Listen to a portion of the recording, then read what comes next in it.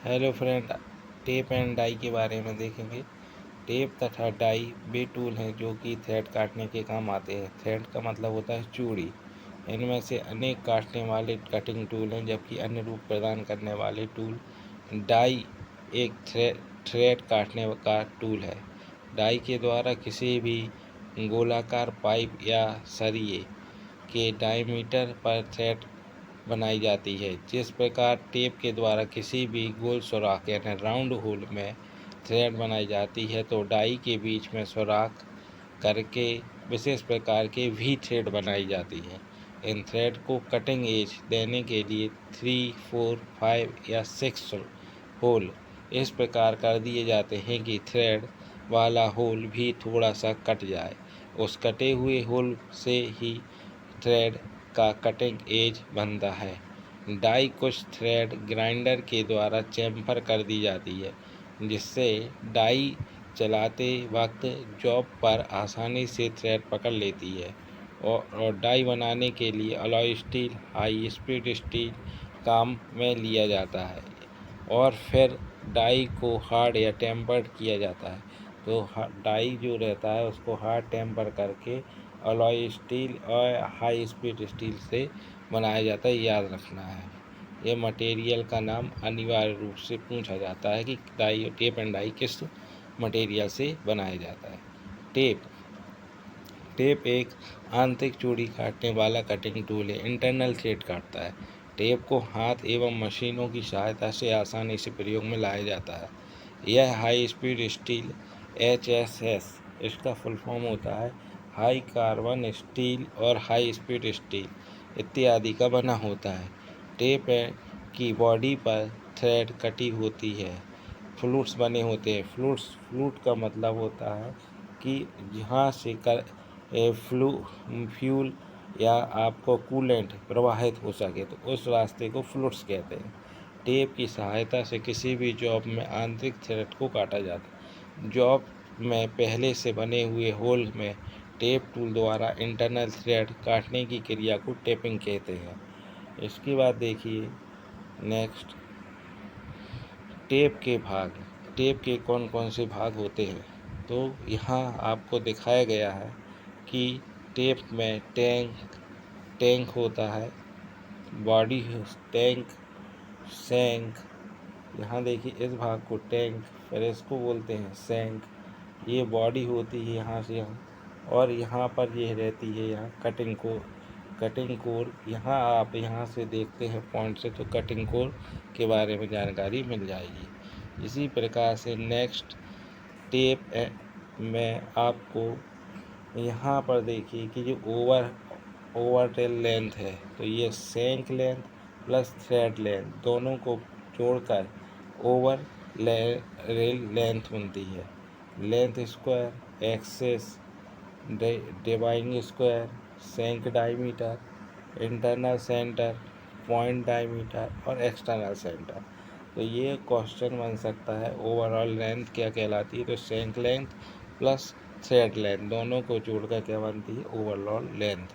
Tape प्रारंभ निम्नलिखित प्रकार के प्रयोग में लाए जाते हैं। इस प्रकार के टेप में सैंक के ऊपरी सिरे पर चौकोर टैंक बनी होती है, जिस पर टेप हैंडल या रेंच फिट किया जाता है। अलग अलग स्टैंडर्ड की थ्रेड के लिए टेप सेट में पाए जाते हैं। VSW, VSF टेप के सेट में 3 टेप होते हैं और BA टेप के सेट 2 टेप होते हैं। अधिकतर एक सेट में 3 टेप होते हैं, याद रखना। यहाँ आपको दिखाया गया है taper tape, second tape, plug tape. यहाँ आप देख सकते हैं कि यहाँ अगर आप इस भाग के आप पॉइंट को सामने से देखेंगे तो इस तरीके से दिखेगा। यहाँ इस फ्लूट्स के यहाँ जो रिक्त स्थान रहता है इसको बोलते हैं क्लियरेंस। और क्लियरेंस के बाद इस भाग को पॉइंट एंगल और यहाँ के भाग को कहते हैं रैक एंगल। इसके बाद देखिए कटिंग एंगल कहाँ, कटिंग एज दिया है फ्लूट्स यानी जहाँ से कूलेंट प्रवाहित होता है। नेक्स्ट इसके बाद देखिए टेपर टेप। टेपर टेप में टेपर टेप दिया हुआ है। टेपर टेप का जो टेपर रहता है वो 4 डिग्री, उसके बाद 4 डिग्री, उसके बाद दिया है इंटरमीडिएट टेप, इसका एंगल होता है 10 डिग्री। उसके बाद दिया है फिनिशिंग टेप, इसका एंगल होता है 20 डिग्री। इसी के बाद यहाँ देखिए बॉटमिंग टेप 1.1 से 1.5 टेपर थ्रेड रहती है। प्लग टेप 3 से 5 के बीच टेपर थ्रेड, और टेपर टेप में 8 से 10 टेपर थ्रेडें होती हैं। टेपर टेप भारतीय स्टैंडर्ड के अनुसार इसको रफर टेप कहते हैं। इस टेप में शुरू की लगभग 6 चूड़ियाँ टेपर में बनी होती हैं, जिससे टेपिंग करते समय यह सुराख में आसानी से बैठ जाता है। टेपिंग करते समय इसका प्रयोग सबसे पहले किया जाता है। मीडियम टेप भारतीय स्टैंडर्ड के अनुसार इसको इंटरमीडिएट टेप कहते हैं। इस टेप में शुरू की 3 या 4 चूड़ियाँ टेपर में बनी होती हैं। टेपिंग करते समय इस टेप का प्रयोग टेपर टेप के बाद किया जाता है।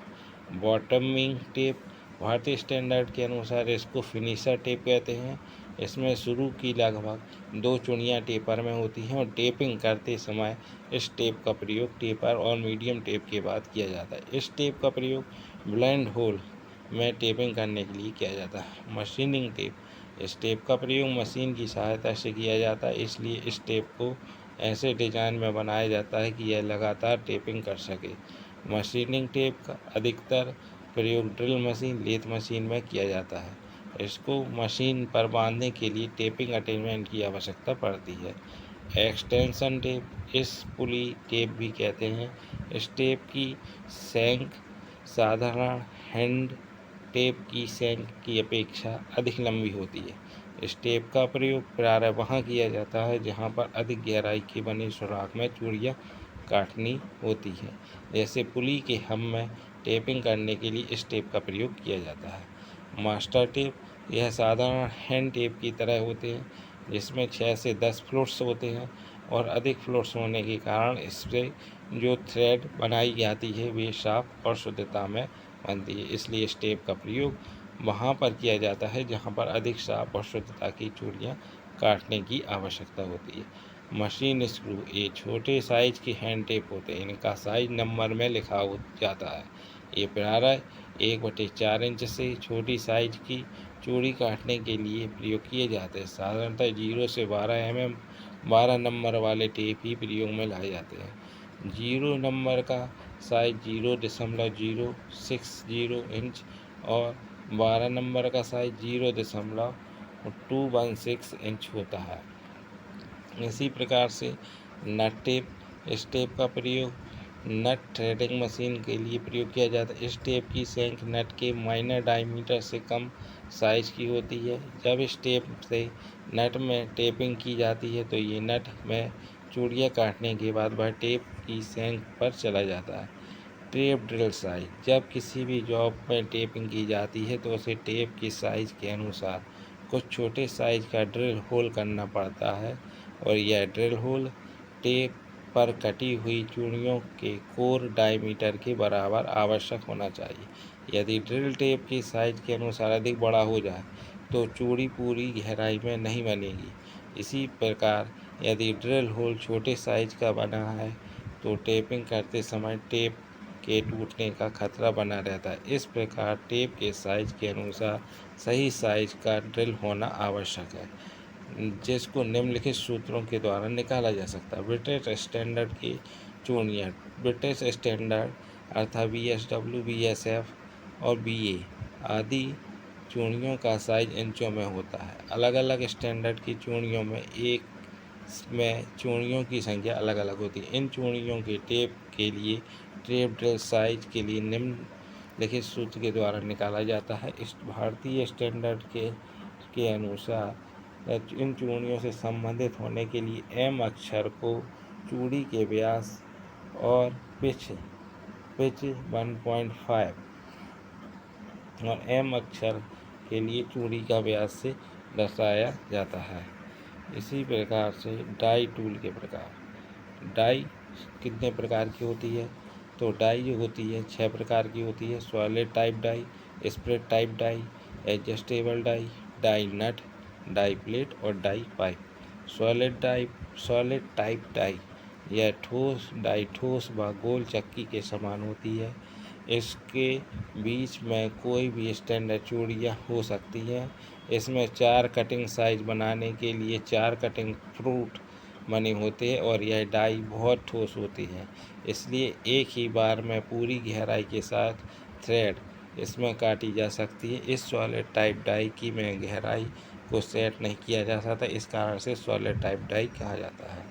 इसके बाद स्प्रिट टाइप डाई, यह डाई सॉलिड डाई के समान होती है, परंतु इसको एक साइड में काट दिया जाता है। कटे स्थान पर बेंच लगाकर डाई को खोला जा सकता है, जिससे यह पहली बार में ही गहराई से चूड़ियाँ नहीं काटता। इसको एक डाई स्टॉक में पकड़कर प्रयोग में लाया जाता है।